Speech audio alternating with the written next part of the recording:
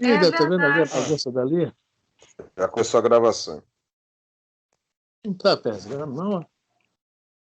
Aí eu tô vendo a cama, a Não é mesa. cama, não. É uma mesinha de suporte. Engraçado. Não quer voltar pro lugar, não. Tira a imagem. Também não tá saindo. Não tá... Realmente está um negócio meio confuso. E agora? Tá uma mesa. Ainda Continua. tá.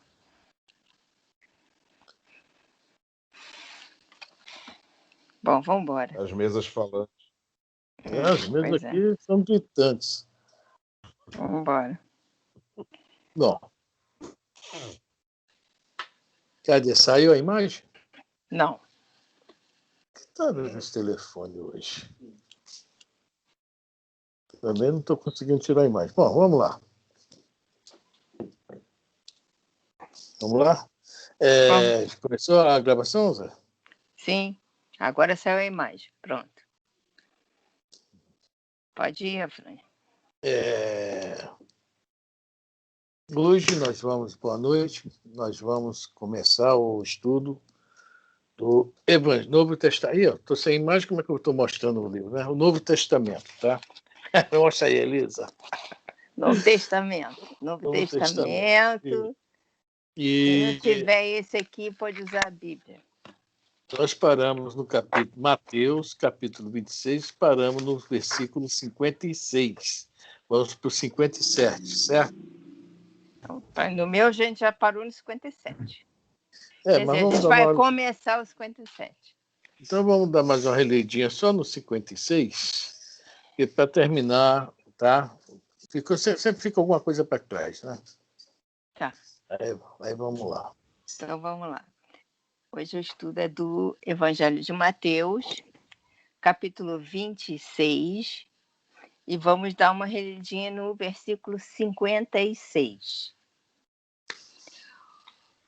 Tudo isso aconteceu para que se cumprissem as escrituras dos profetas. Então, todos os discípulos, deixando-o, fugiram. Bom, esse aí, vamos ver só esse, dar uma comentadinha sobre ele, né? Que nós ficou, como sempre, uma pontinha para hoje, né? E vamos falar só do final. Então, todos os discípulos, deixando, fugiram. Tá? Aí são dois verbos, são duas ações. A primeira ação, deixando-o, né? E a segunda ação, o fugiram. Então, vamos lá. O que a gente pode falar sobre isso? Né? Na hora mesmo, na hora de cumprir com suas responsabilidades, suas obrigações, né, dar seu testemunho, os apóstolos não foram firmes e, né, não suportaram a pressão. Só que isso foi naquela época. Hoje, nós espíritas, né, que estamos aqui estudando o cristianismo Rede Vivo, o que é que nós podemos falar nisso, sobre as nossas vidas de espíritas? Né? Quando chegamos ao centro, vai ter uma reunião de importância. Mas hoje eu não posso ir, hoje é o último capítulo da novela. Hoje eu não posso ir porque meu vizinho me chamou ali, se eu não for ele vai ficar aborrecido comigo. Então, nós estamos o quê? De alguma forma, fugindo de nossas responsabilidades. Então, deixando a nossa responsabilidade de lado, fugindo de nossas responsabilidades. Tá? Isso aí é bem claro, tá? O evangelista, né, inspirado, deixou isso para a gente, toda vez que lê, ter essa reflexão. Eu cansei de ver, infelizmente, dia de final de novela, lá no Maria Vaz, vazio, na quinta-feira, na sexta-feira. Alguém aí não viu isso? Só eu que vi? Alguém discorda? Tá? E não é só isso, não. Quantas vezes, até eu falo por mim também, né? Que alguma coisa né, alguma coisa material, alguma coisa, né, me fez fugir das responsabilidades que eu, desde que me ponho como espírita, me coloco como espírita, né, não posso mais, né, me dar esse bel prazer. É sacrifício mesmo. O sacrifício não é o da dor somente, não. Esse aí se chama um sacrifício moral. É a gente realmente, né, responder, né, cumprir com aquilo que a gente, né, se propõe. Certo? Alguém comenta alguma coisa aí?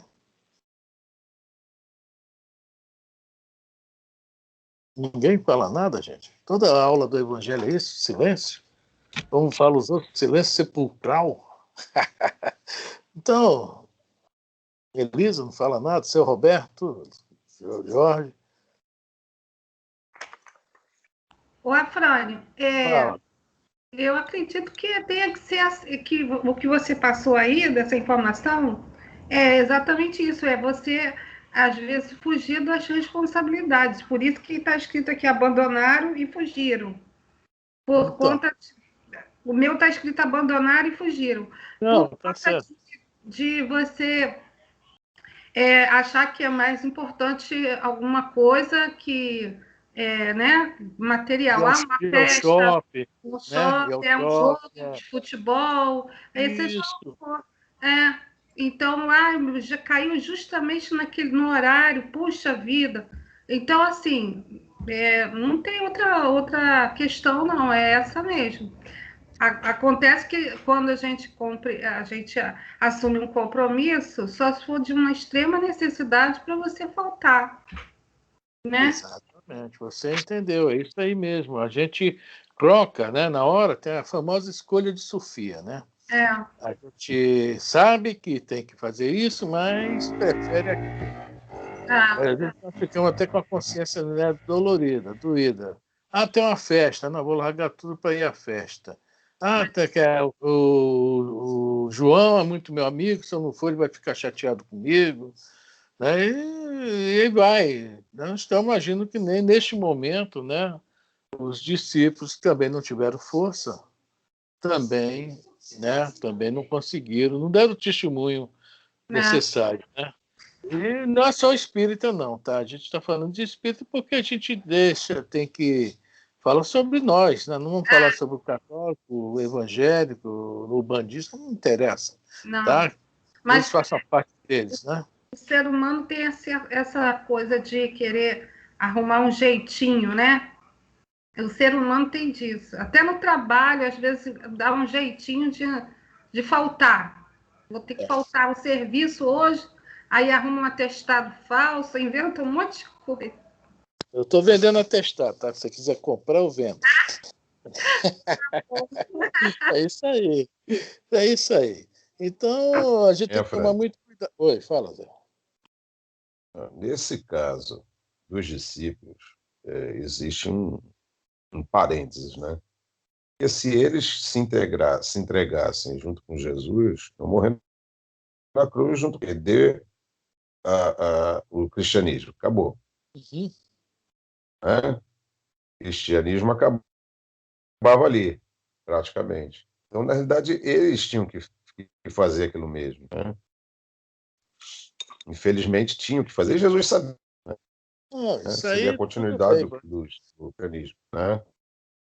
Nós já somos outras coisas. Como você falou, deixa por vaidade, por futilidade, é uma coisa. Necessidade, né?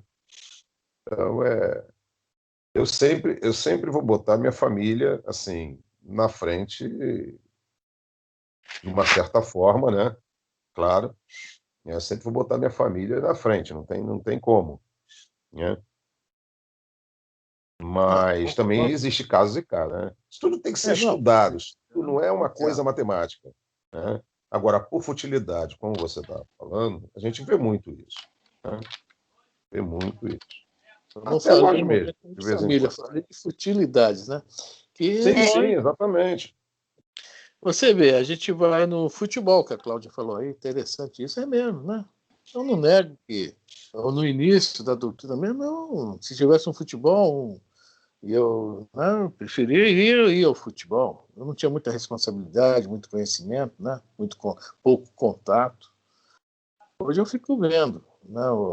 Mas eu acho que essa história, a parte dos discípulos, eu acredito que tenha ficado essa questão deles abandonarem Jesus, talvez porque tudo bem que eles seriam, como você colocou aí, senão eles, como seria? Não ia ter o cristianismo, não ia, né, como é que ia passar as informações? Mas isso tudo já devia, Jesus já estava sabendo que ia ser assim. Só que serviu como um exemplo, né? Eles fugiram, eles abandonaram. Então, um exemplo que foi dado para que a gente perceba que a gente tem essa tendência a sair fora.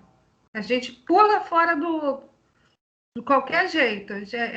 A natureza do ser humano, ele vai cair fora.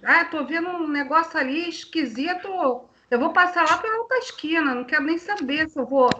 Eu podia ajudar aquele irmão que devia estar precisando, vai ser assaltado, podia dar um grito, mas eu saio correndo. De repente, Olha, eu acho que isso é que é necessário, fazer com que a gente perceba as coisas. Pronto, já falei. Fala aí.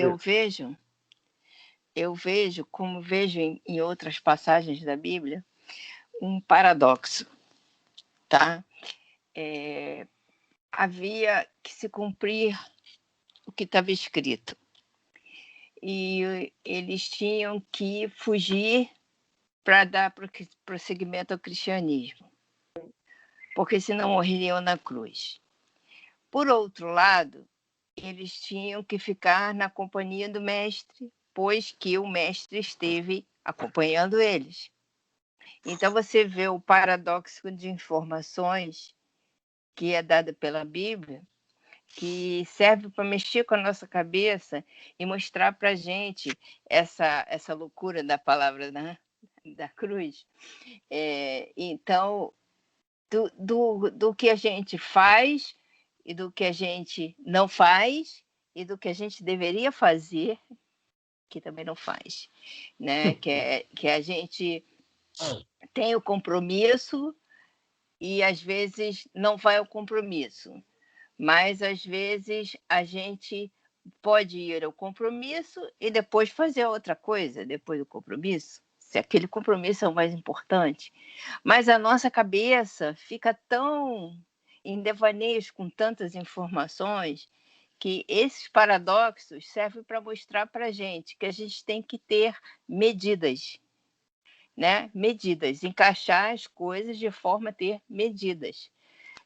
Não é dizer assim, o espiritismo é mais importante que minha família, é mais importante que isso. Não, é tudo no seu lugar, na sua devida posição. Né? Tem a hora para isso, tem a hora para isso, tem a hora para isso. Então, a gente está no estudo. Quando acaba o estudo, a gente tem eles que vão querer lanchar, e aí ficam me esperando para lanchar. Antes do estudo, eu tenho que dar remédio para as gatas. Estou usando isso como um exemplo, para ver como tudo vai se empilhando. E da mesma forma, o espiritismo, né? O cristianismo, essa coisa do nosso conhecimento cristão, vai se formando de forma a se encaixar nos momentos oportunos na nossa vida. E a gente tem que saber driblar aquele momento que a gente tem, aquela tentação que nos impele a não fazer aquilo que a gente deveria fazer e fugir do compromisso. Entendeu? Essa é a minha opinião, mais ou menos, de como eu vejo essas coisas, esses paradoxos. Deixa eu falar uma coisa. Nós temos, assim, alguns exemplos, tá? 2 exemplos eu vou falar. Um é Paulo, né? Para mim, o acordar de Paulo, né, foi, assim, muito atrasado. Ele podia ter acordado antes, tá? Através da companhia de Abigail, né? A companhia do Estevão, e ter acordado ali e seguido uma vida muito mais tranquila. Não foi isso que aconteceu. Ele só acordou muito tempo depois, né? Acordou assim, no átomo. É aí que você vai acordar. É através do choque. Ele acordou através do... Né? Então, ele prosseguiu através dali, ele deixou tudo para trás e prosseguiu ali. Mas ele poderia ter ido através do amor. Mas não, foi através da dor, do bem. Né? E era um cara muito sábio. Né? Outro momento é aquele quarto rei mago. Né? Ele deixou tudo para fazer o bem. Né? Ele queria ir aonde? Qual é a tarefa dele? Chegar até Jesus. Né? Ficou 33 anos fazendo o bem, só chegou a Jesus quando foi desencarnar. Então são duas vertentes, tá? Que só conseguiram prosseguir depois de muito tempo, entendeu? Um através da dor, o outro sempre fazendo o amor. Então é aí que a gente tem que acordar. A nossa vida não é matemática, a nossa vida não é física, não é química, não é uma ciência exata. Então ela vai de acordo com o que a gente vai nos propondo a fazer. Né? Às vezes nós erramos, às vezes nós acertamos, às vezes... Né? É por aí, tem jeito. Mas como a Frânio falou, utilidades à parte, a gente tem que pensar, a gente tem que raciocinar e ter a fé. E a fé tem que ser raciocinada, não pode ser cega. Eu vou em qualquer momento. Mas, pô, não, eu vou, deixa, não quero nem saber. Não é bem assim. Né? Então, pelo menos... Se nos dias de hoje nós ainda prevalecem em nós os instintos, naquela época os instintos ainda eram muito maiores do que são hoje. Sim. Com certeza. Preservação da vida, é o instinto de preservação da vida. O que é que eles fizeram? Também tem isso. Preservar as suas vidas, preservar a vida, cada um deles preservou a sua vida, é o medo da morte. Medo da morte, medo de ser morto, conforme Jesus, que já tinham programado a morte de Jesus. Essas coisas precisam ser analisadas, precisam ser pensadas, porque porque eles fugiram. Aqui diz, fugiram. É o sentido do instinto, é o instinto. Eu vou preservar a minha vida, eu tenho uma família, eu vou preservar a minha vida. Aí prevaleceu o instinto do homem que ainda existe até hoje. E desejo, você vê que as pessoas, muita gente deixou de ir ao centro à noite com medo para preservar a sua vida. Ainda existe isso. Claramente, muita gente deixa de fazer as coisas em determinados horários ou de ir a determinados lugares para preservar a sua vida. Só a situação que é diferente, mas o instinto de preservação é o mesmo. Tem lugares que realmente a pessoa não pode sair à noite, concordo plenamente. O que eu quis falar aqui é que, às vezes, a gente não se sente com coragem de romper com conveniências sociais, né? Com interesses materiais e com amizades que nos desviam do dever. Porque se o cara é meu amigo, e eu falo, cara, olha, hoje eu tenho um compromisso, mas amanhã eu te visito, né?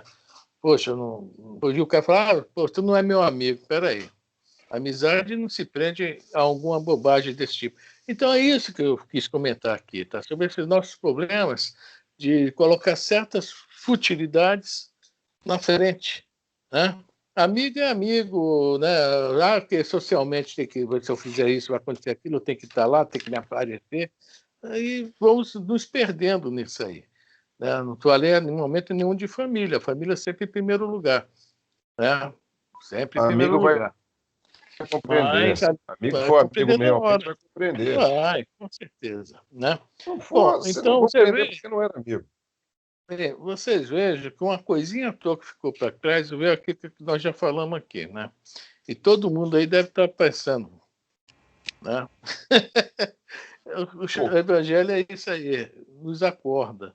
Deixa eu também dar meu pitaco aí. Pode falar eu, Jorge, por favor. Estou lembrando aqui, eu não sei se é no capítulo 1 do Evangelho, lá do Espiritismo, que diz assim: a doutrina espírita, bem entendida e, sobretudo, compreendida, aí eu vou pegar as obras, né, subsidiárias.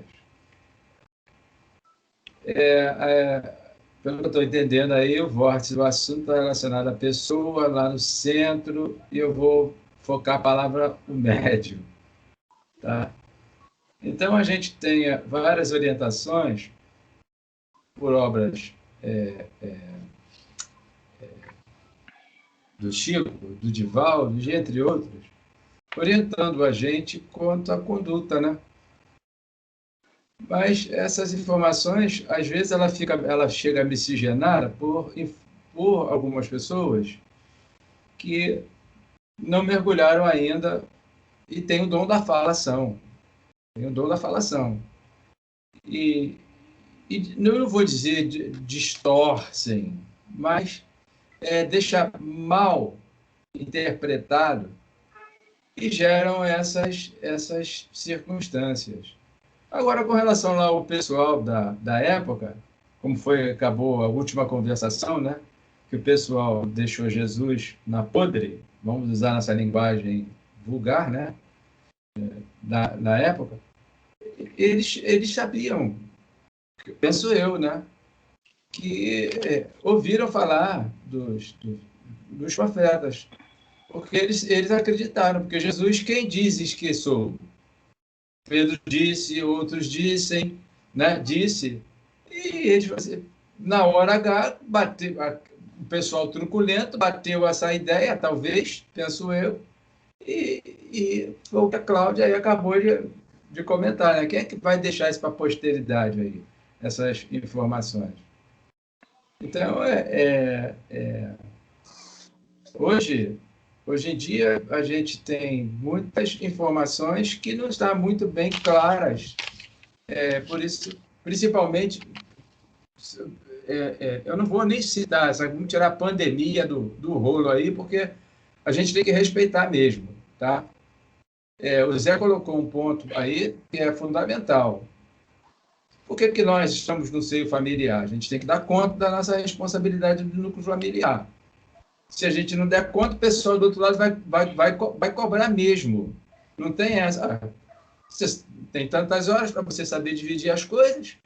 Por que você vai igual louco, querer beber água, né, no rio? Ela chega na sua caixa d'água lá, você tem o copo para beber.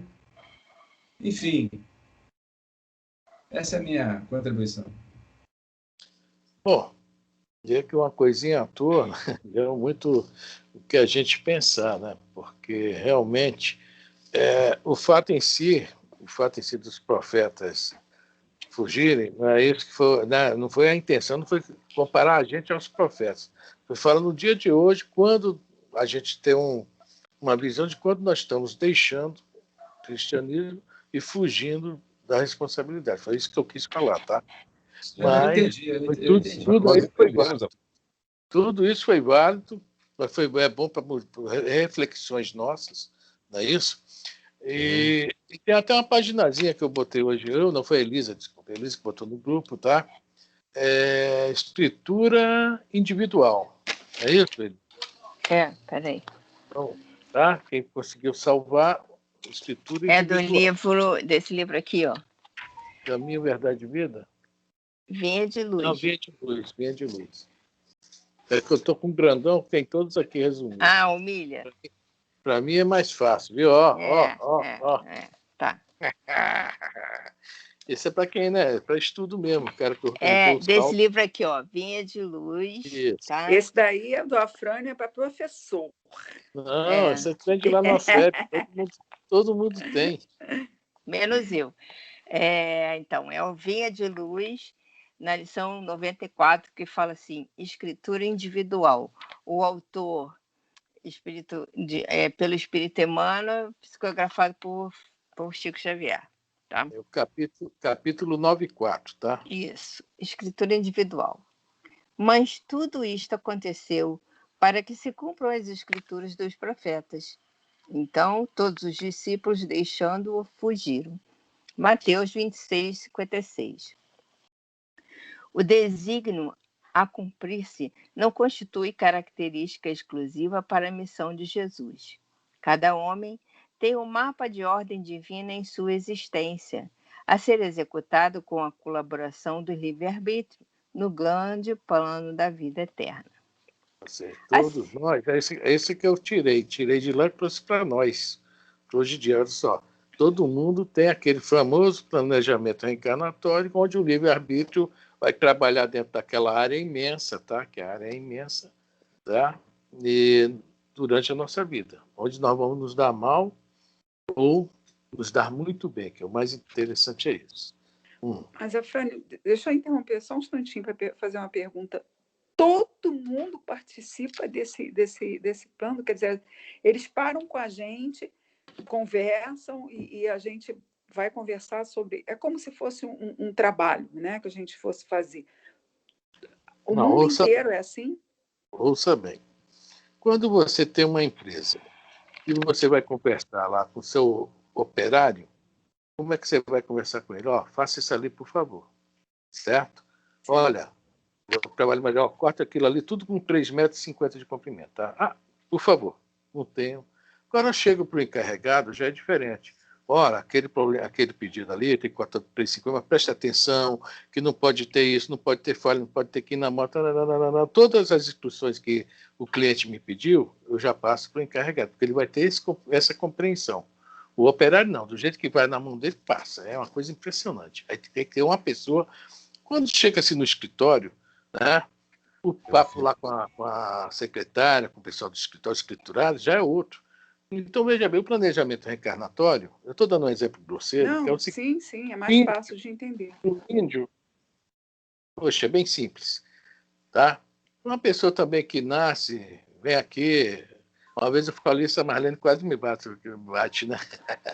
Que vem, e não tem assim, a função dele vai exercer num grupo muito pequeno, não vai ter grandes responsabilidades. Também não precisa daquele planejamento reencarnatório. Agora vem um cara vem ser médico, um exemplo. Um médico, ele tem um compromisso muito grande com uma sociedade. O planejamento reencarnatório do médico já é mais preciso. Vem ser um cientista, tá? Um grande engenheiro. Então, de acordo com o nosso nível evolutivo, é o planejamento reencarnatório. Entendeu? Uns têm mais responsabilidades, tá? Tem mais funções, mais, digamos, facilidades para agir no seu campo, mas as responsabilidades também são maiores. Ou seja, à medida que nós evoluímos, aumenta nossas possibilidades. Aí Jesus fala, aquele que muito tem, mais será acrescentado. Mas também, em relação a isso, a nossa responsabilidade se torna enorme, tá? Vai crescendo de acordo. Então, cada planejamento reencarnatório é individual, a escritura individual, que o Emmanuel fala aqui, e dentro das possibilidades do indivíduo.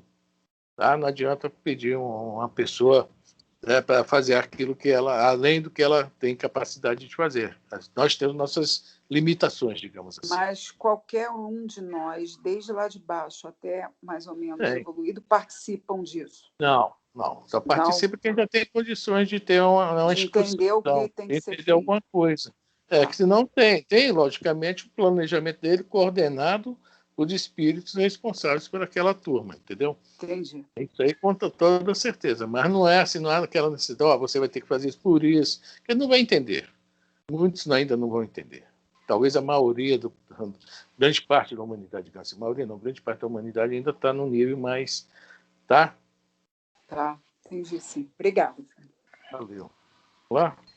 Acima de tudo, nesse sentido, toda criatura pensante não ignora que será compelida a restituir o corpo de carne à terra. Vamos lá. Os companheiros menos educados sabem intuitivamente que comparecerão a exame de contas, que se lhes defrontarão paisagens novas além do sepulcro, e que colherão, sem mais nem menos, o fruto das ações que houverem semeado no seio da coletividade terrestre. Esse negócio de menos educados, só intuitivamente.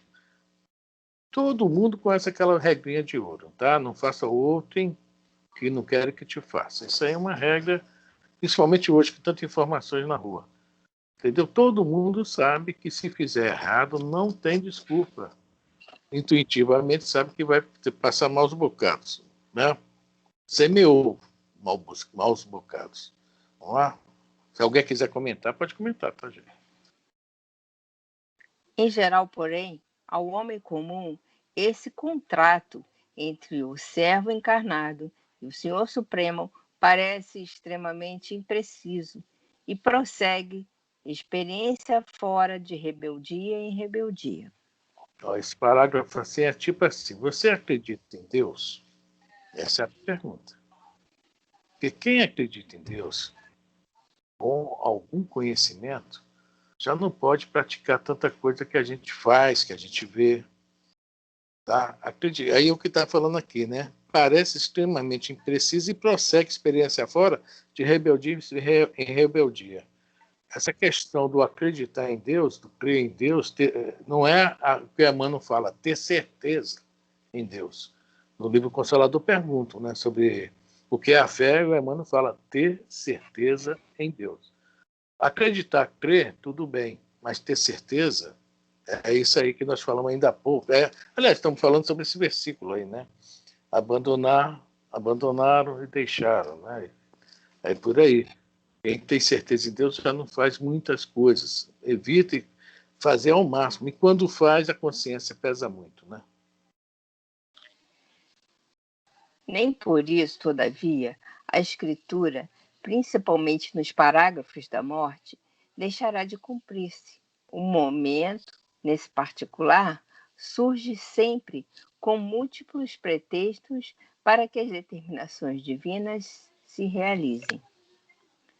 No minuto exato, familiares e amigos excursionam em diferentes mundos de ideias, através das esferas da perplexidade, do temor, da tristeza, da dúvida, da interrogação dolorosa e a pesada presença tangível dos afeiçoados, no quadro de testemunhos que lhe dizem respeito, o homem atende sozinho no capítulo da morte aos itens da escritura grafada por ele próprio, diante das leis do Eterno Pai, com seus atos, palavras e pensamentos de cada dia. Bom, o Consuelo, a escritura começa lá em cima, mas acaba no túmulo, tá? É o que está falando aqui o Emmanuel. Nós vamos construindo essa escritura, tá? Durante a reencarnação.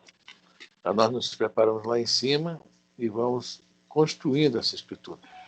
Tá? Nós fazemos um planejamentozinho, tá? Ó, isso, aquilo, a gente nasce sabendo intuitivamente o que deve fazer ou não fazer, como agir, mas a rebeldia nossa é isso aí, é o deixar, abandonar, deixando fugir. A gente, quando, né, vem com esse processo, se não for um espírito assim muito evoluído, durante a juventude, você acaba fazendo muita besteira, né? Faz aquele monte de besteira aos 20, 30. Bom, não sei. Então, 60 faz, Conselho. Então, 60 eu sei, mas aí com a maturidade, parece que você pensa mais nas coisas, você releva mais as coisas. Não é assim? Ou não? Já tem... Sim, sim. A maturidade representa também a maturidade espiritual. Quando o espírito já está mais maduro, quando renasce, ele já não faz tanta besteira. Nós estamos aprendendo. Então, a maturidade nós estamos digamos, no outono, né? Já estamos mais light, porque nós podemos comparar a vida com os 4 ciclos de estações, né? Verão, primavera, verão, outono e inverno. O que é a primavera? A nossa chegada ao planeta, tá? Nossa infância, nossa juventude. O que é o verão? A nossa maior área de ação, a área mais quente de trabalho. Quando nós passamos do verão para o outono, nós já começamos realmente, com o que nós já aprendemos, a meditar muito, né, a refletir, né, sobre o que nós, né, fizemos. E o inverno já é aquela despedida do planeta, tá, para desencarnar e se preparar para a nova reencarnação. Então, essa época minha, pelo menos, eu estou no outono para o inverno, outono, inverno, próximo. É isso aí, a gente começa a pensar, poxa, eu falei isso, eu fiz isso, né? E aí a gente começa aquelas questões até do arrependimento. Se eu pudesse modificar, eu modificaria, mas não posso, então faço o quê? Faço bem a alguém diferente, alguma, não, para me recuperar aquele tempo que eu perdi. E quando... Conforme fala Pedro, o amor cobre a multidão de pecados. Entendeu bem aí? Os pecados que foram praticados, o amor cobre a multidão de pecados. E quando a gente desencarna, já na maturidade, com esse aprendizado todo, quando nós retornamos, a gente volta já naquele ponto da maturidade ou começa tudo de novo? A única coisa que a gente leva nessa vida é isso aí. É o conhecimento, o que fez, o que aprendeu, as experiências. Então vai voltar sim conosco. Mas eu volto naquele ponto da minha maturidade já. Já volta. Agora você tá, tudo pode acontecer. Errar de novo, continuar rebelde, isso aí é outra história, né? Mas a tendência é você vir melhor porque já está mais preparado, mais experiente. Não é isso? Olha os anjos decaídos. Você evolui também no mundo espiritual. Tem a história do anjo decaído. O que é o anjo decaído? É a pessoa que também pegou muito conhecimento, mas o coração não mudou. Tá? É Lúcifer, que significa muita luz, né? Anjo de luz, luz de conhecimento. Voltemos para o... Alguém quer falar alguma coisa? Vamos voltar para o Novo Testamento. Por enquanto só foi um versículo que já tinha sido comentado, né? Você falou que a gente não falava. Para falar mesmo, para falar. Tá certo, tá legal, viu? O assunto rendeu. 2 palavrinhas que renderam bem. Deixando-o, fugiram. Né? Falamos bem. Alguém quer falar mais alguma coisa? Carol tá aí também? Carol está aqui do meu lado. Oh. Ela está aqui, está assistindo aqui do meu lado. Viu, Carol? Dá conselho a ela aí, viu? Mandou dar conselho para você. Oi, a Frane. Não, mandou a Carol te dar conselho. Para mim? Eu também acho. Mas meus conselhos são ótimos.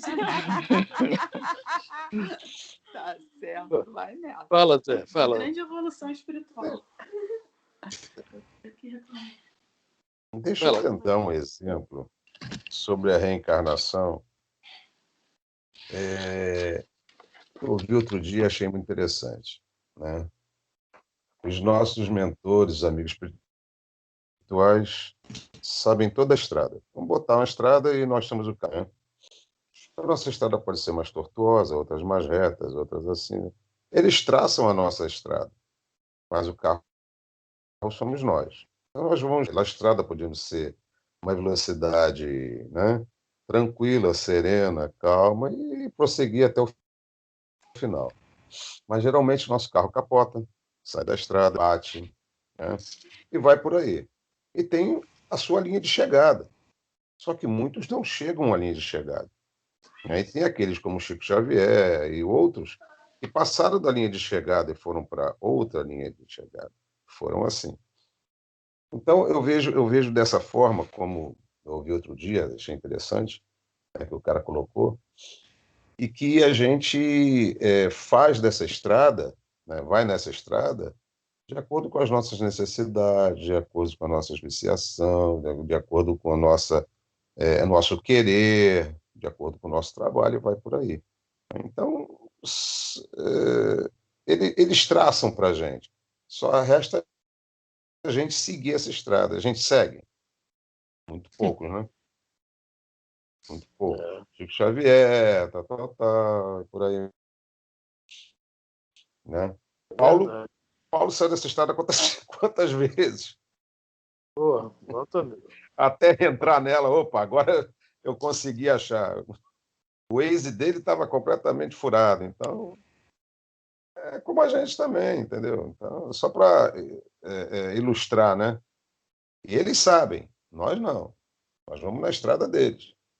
Né? Nós estamos aconselhados, nós somos guiados. A gente quer isso.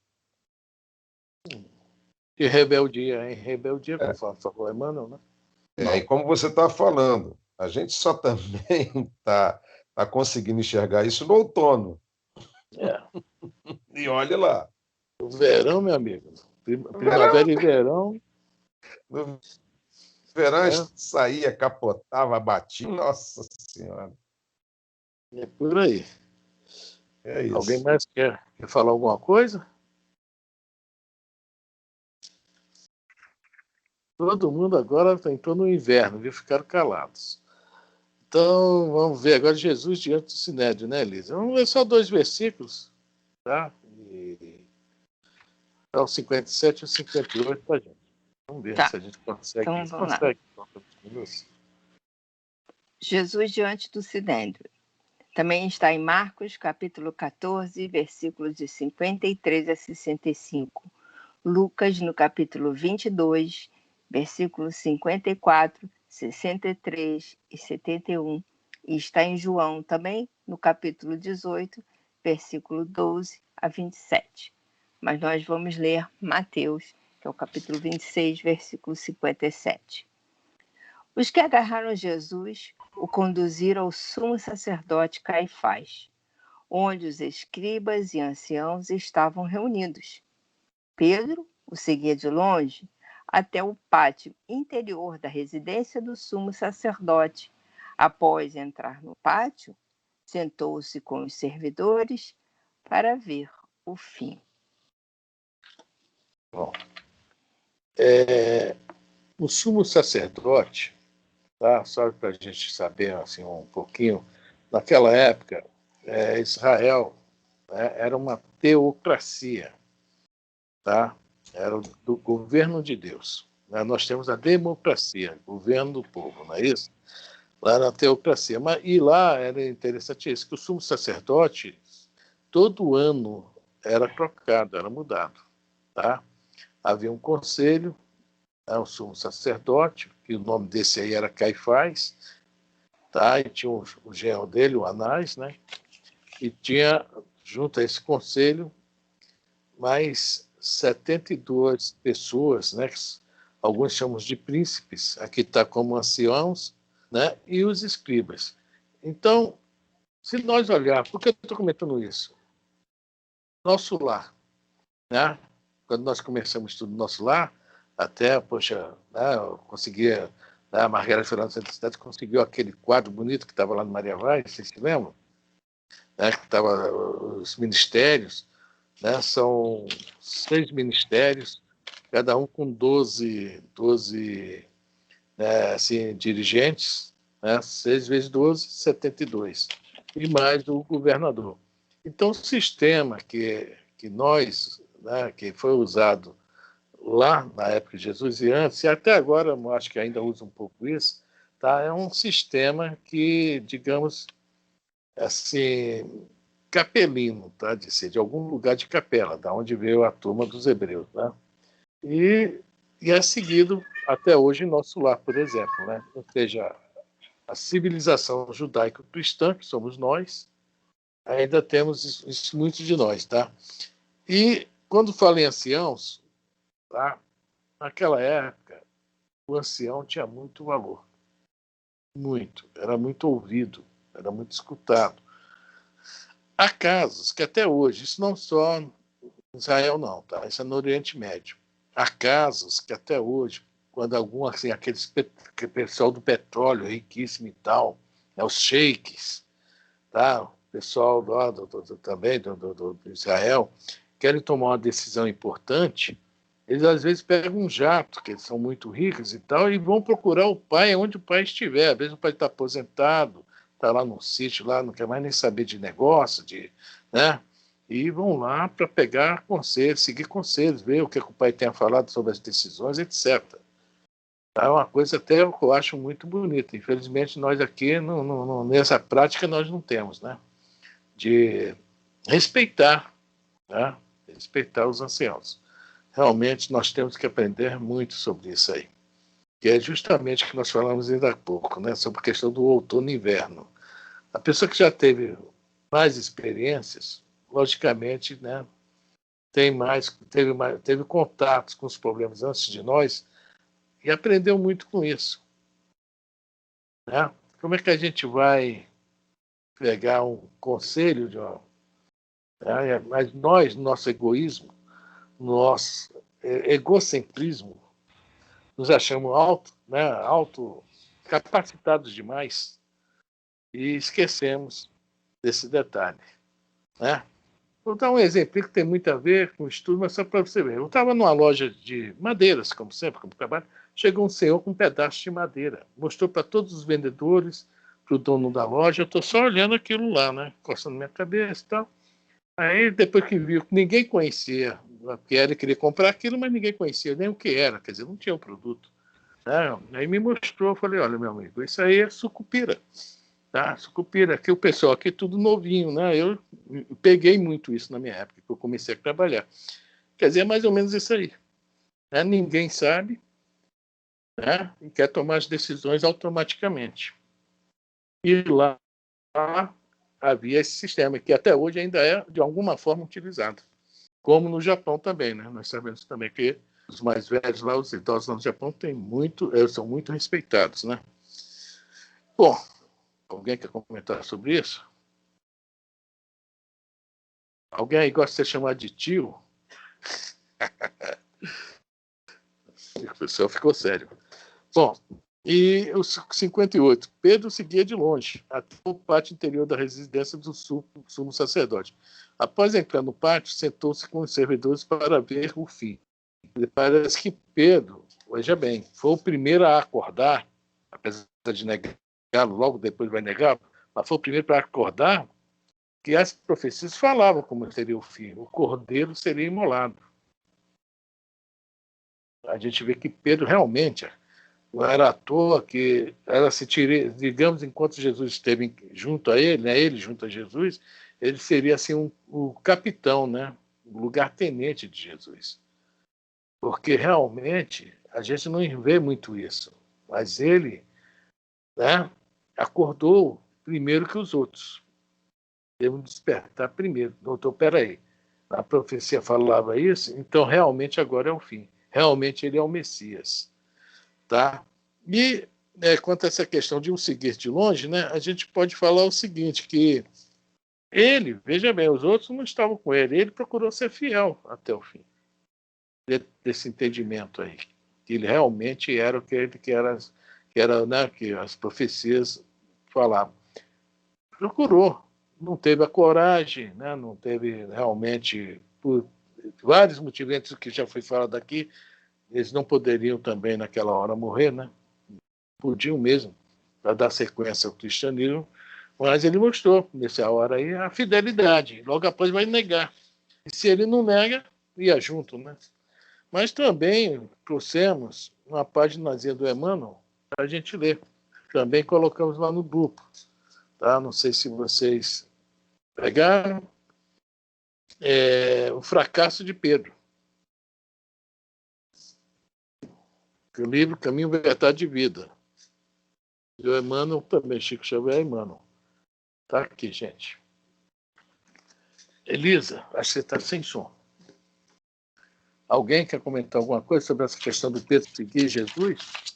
De longe. Esse de longe aí também é um detalhe, tá? E a Emmanuel vai falar sobre isso. Pode ler? É só uma coisinha. Nós temos que lembrar sempre, veja bem, Evangelho, tá? Nós falamos já várias vezes, não é aquela plaquinha que a gente vê, for esporte. Evangelho é para nós, é para importar, tá? Importação, jogar para dentro de nós. Então, toda vez que a gente lê alguma coisa do Evangelho, seja o que for, nós temos que ver o que é que está servindo para hoje para nós. O Evangelho é atemporal. É atemporal. O que é que tem para ir para nós? É isso que o Emmanuel está trazendo o tempo todo. Bom, vamos lá, Elisa. Alguém quer comentar alguma coisa? Vamos lá. É a lição de número 89. O fracasso de Pedro. E Pedro o seguiu de longe até o pátio do sumo sacerdote e, entrando, assentou-se entre os criados para ver o fim. Mateus, capítulo 26, versículo 58. O fracasso, como qualquer êxito, tem suas causas positivas. Olha aí a questão do outono aí, tá? Quantas vezes projetos nossos nós fracassamos, né? por inexperiência. Não é isso? E a gente vê também, né, depois vamos ver, que além de ter aprendido com aquilo, com aquela queda, né, a gente aprende também que talvez não fosse a hora devido também à inexperiência. Que a gente talvez não conseguisse manter o projeto. Tá? Então, o fracasso também é super positivo. Só é ruim quando a gente fracassa em uma coisa que realmente a gente já tinha certeza que fracassar e consegue também prejudicar um grupo muito grande. Mas estamos falando aqui de um fracasso, sim. Quando nós tentamos fazer alguma coisa, querendo fazer o melhor de nós, mas a nossa inexperiência nos faz aí pelos caminhos, assim, não vou falar errados, né? Porque nós não sabíamos como fazer. A verdade é essa. A inexperiência, tá, vocês estão dando para entender, né? Então, é positivo. Hoje é onde a gente pensa. Poxa vida, eu vacilei. Mas não era a hora. Não era a hora. De repente, talvez fosse pior se o negócio desse certo. Vamos lá? Bom, a negação de Pedro sempre constitui assunto de palpitante interesse nas comunidades do cristianismo. É porque a gente fala uma coisa interessante, todos nós, né?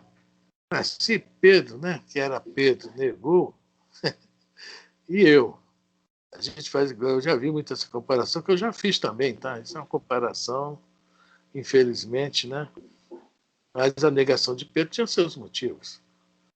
A minha, não. Concordo? Pedro tinha uma missão. Era um grande missionário. Eu não posso fazer nunca, né, essa comparação. Eu tenho que pensar o seguinte: a minha negação, sim, me é altamente prejudicial. Quando alguém quiser falar, por favor, fale. Enquadrar-se-ia a queda moral do generoso amigo do mestre num plano de fatalidade? Por que se negaria Simão a cooperar com o Senhor em minutos tão difíceis? Outra coisa aí, o que é fatalidade? Algo que tem que acontecer. Olha o que está falando aí. Será que era no projeto reencarnatório de Pedro? Tá? Seria isso? Tinha que acontecer isso? Plano de fatalidade é isso. Tá? E cooperar com o Senhor. Por que se negaria? Aí sim vem uma dúvida aí. Por que se negaria Simão a cooperar com o Senhor? Agora que ele vai falar sobre isso. Vamos lá. Útil, nesse particular, é o exame de sua invigilância. O fracasso do amoroso pescador reside aí dentro, na desatenção para com as advertências recebidas. Bom, que advertências são essas que nós hoje também estamos recebendo? Alguém me responde aí, por favor. Ser mais responsável? Não. Ter mais responsabilidade, prestar mais atenção. Advertências do mundo que você está falando? Como As discípulo, advertências do que está acontecendo no mundo, é isso? Olha só, vamos ler o que está escrito aqui. O fracasso do amoroso pescador reside aí dentro, a invigilância, na desatenção para com as advertências recebidas. Vamos primeiro perguntar, quem advertiu Simão Pedro? Alguém me responde. Quem que advertia sempre, todos os dias? Jesus. Não era Jesus? Isso, Jesus o advertia sempre, né? Pedro, afasta, né, quando faz a pergunta daquela questão da mediunidade, sai daí Satanás, porque, né, em um momento ele estava recebendo anjos, no outro já estava recebendo espíritos ruins, e aí vai, embainha a tua espada, olha só que advertência, embainha a tua espada, nós comentamos tanto ela. Então, o tempo todo, Pedro já recebeu as advertências de Jesus e foi invigilante. Aí a gente tem que colocar o que isso aí? Para nós também. Nós estamos, quem é nossas? Onde está Ter mais atenção, né? As nossas advertências estão no Evangelho. Não, no livro que está nos ensinando a seguir as leis de Deus, a conhecer as leis de Deus, interpretá-las para poder aplicar em nossa vida. Então, Sim, nós mas não é esse o recebemos. nosso maior problema, Frânio, é colocar em prática? Mas se a gente não aprender, nós falamos sobre a semana passada. Ah, tá. Aprender não Entendi. vai. Não aprendendo não vai. Se não repetir para aprender, não aprende. Tá? Quando a gente está na sala de aula, o professor explica 10, 15 vezes a mesma matéria. Não é isso? Senão a gente realmente... Nós temos essa dificuldade. Principalmente quando a coisa não é o que a gente quer. Né? Quando a gente quer, não, a gente aprende na hora, não precisa repetir, não. Quantas coisas na vida nós aprendemos naquele minutinho ali. Geralmente coisa não... É por falta de atenção, porque às vezes a gente aprende porque a gente quer aprender. E muitas das vezes a gente não aprende por isso, porque não interessa. Não me interessa, por isso eu vou. Aí entra no ouvido, sai no outro, aí fulano... aí você ainda finge que entendeu. Tá, entendi, sim, tá bom. Mas, na verdade, não entendeu porque não se esforçou, nem quis aprender, achou aquilo desnecessário para ele, entendeu? Mas eu acho que a gente aprende, É. sim, só não coloca em prática, né, Fran? Que esse que é o problema, né? Entender, a gente entende. Eu acho que essa repetição, né, que você falou, que o aprendizado é cíclico, né, que aumenta o ciclo, para você poder olhar o outro lado, é que faz a gente essa repetição o tempo todo, porque saber o que está errado, a gente sabe. Né? Eu não estou errado, não. Porque o fracasso do amoroso pescador reside aí dentro, na desatenção para com as advertências recebidas. Então, ele não teve atenção naquilo que já tinha sido chamado a atenção dele, para ele, né, não cometer determinados erros. Mesmo assim, ele estava errando, porque ele não estava tendo atenção. Para ele, era como se aquilo que eu acho que não me interessa saber, então... Vamos deixar Simão Pedro de lado agora, vamos pensar em nós, Cláudia, que é o mais importante no momento. Sim. Entendeu? Onde nós estamos desatentos, onde nós estamos invigilantes. E aonde que é a nossa fonte de aprendizado hoje de advertências? É o Evangelho, que nos ensina tudo. Tá? Oi, fala. Verdade. Tentar colocar um caminho para elucidar isso. Né? Muita gente escuta, né? Se a gente não é fiel no pouco, também não vai ser fiel no muito. Quer dizer, se nós não somos fiéis, né, às leis físicas, que não são que nem as leis morais, que são amplas, né? Se nós não somos fiéis a essas pequenas leis, né, como, por exemplo, usar máscara, distanciamento, essas coisas. Vê uma porção de gente sem máscara, estou dando até uma coisa da Covid, né? No exemplo da Covid. Até nós conseguirmos ser fiel a essas pequenas coisas que estão ao nosso redor, a gente vai ser muito difícil a gente compreender essas grandes coisas que é a lei divina. Entendeu? Então, nós temos que ter um guia, tem que ter uma noção do que a gente está fazendo conosco, né, materialmente, para a gente começar a ver o que a gente pode fazer espiritualmente.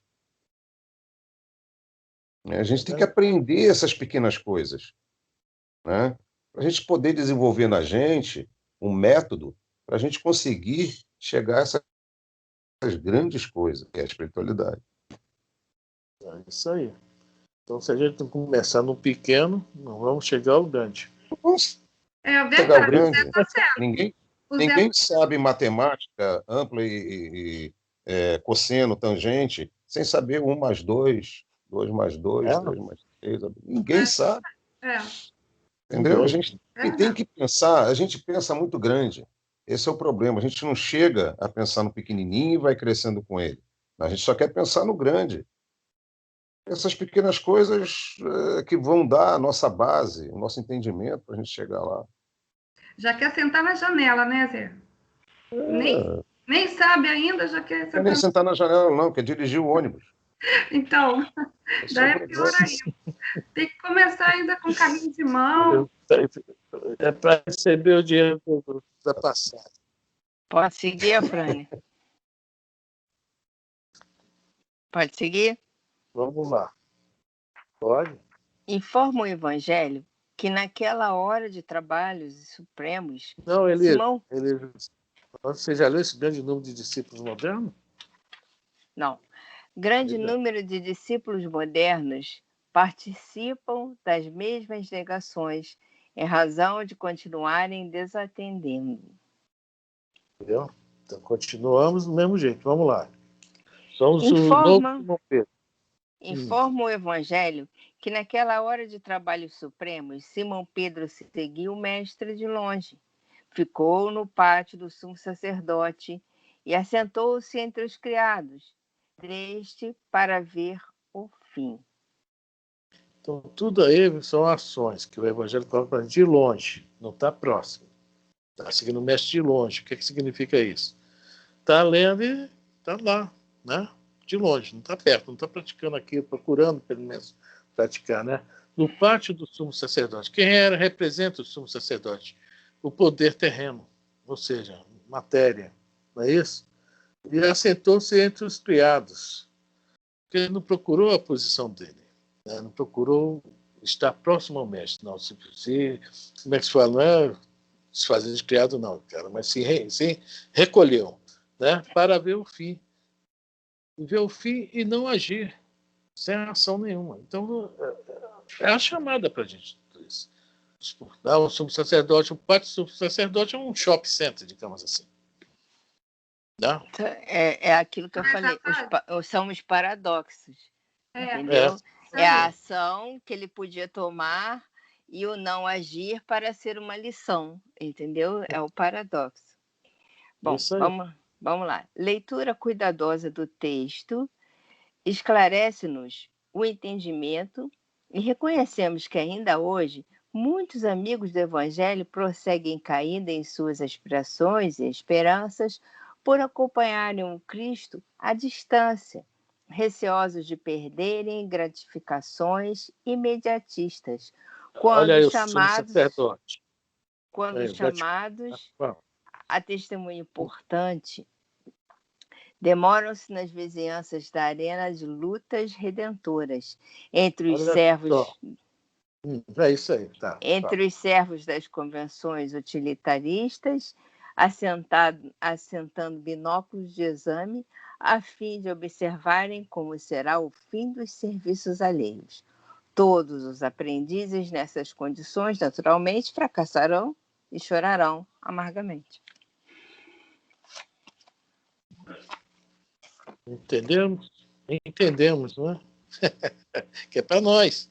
Toda vez que abrir o Evangelho, lembremos de nós. Então é isso aí. Fala aqui muito legal, né? As gratificações imediatistas ao sumo sacerdote. Depois, demoram-se na vizinhança da arena de lutas redentoras, ou seja, não é na área dele de luta, não, na vizinhança, né? E depois, de longe, com os binóculos, né? De exame, a fim de observar os outros, não é ele mesmo. Que os outros estão fazendo o trabalho dos outros. E, em vez de fazer o seu trabalho, se preocupar consigo. Então, né? Isso aí é o que Emmanuel fala aqui, né? Muitos discípulos de hoje continuam desatentos, aí invigilantes. Ok? Mais algum comentário? Zé, se você quiser acabar a chamada. Vou desligar, hein?